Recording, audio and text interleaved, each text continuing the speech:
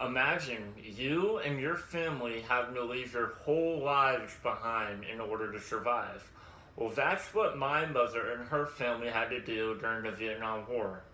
You're going to hear about the story on how my mother and her family had to escape the communist government and move to the United States. You're going to learn about her escape from Vietnam, the hardships of immigrating to America, and where her and her family are today. In 1954, Vietnam was split into the Communist North and Socialist South. My mother and her family escaped from the North to the South, which led to the Communist government putting her family on a list of traitors. Soon enough, North Vietnam declared war in order to spread communism and punish those who fought against it.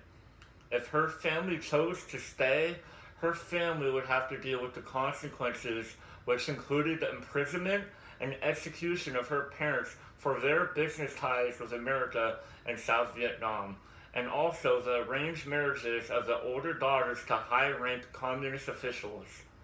My mother and her family found an opportunity to either move to France or the United States, but hearing that most French citizens were against Vietnamese immigrants, her family decided to move to the United States.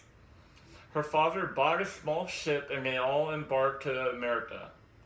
After a long and difficult month on the ship, her family finally arrived in America, living in a refugee camp in Pennsylvania.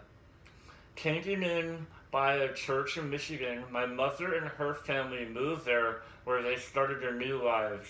With very little money, her family couldn't afford a private tutor, so it took my mother and her siblings a long time to learn the language.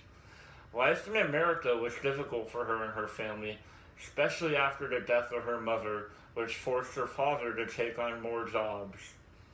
But after many years, her family slowly got accustomed to their new lives and soon acquired citizenship.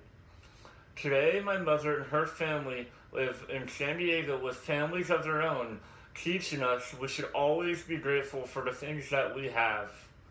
My mother and her family went from living a wealthy lifestyle in Vietnam to being forced out in order to live. Moving to a new country was very difficult for them, but what kept their family strong was their gratitude for freedom. You've now learned about my mother's story and why you should be grateful for everything in your life, even if things aren't going your way,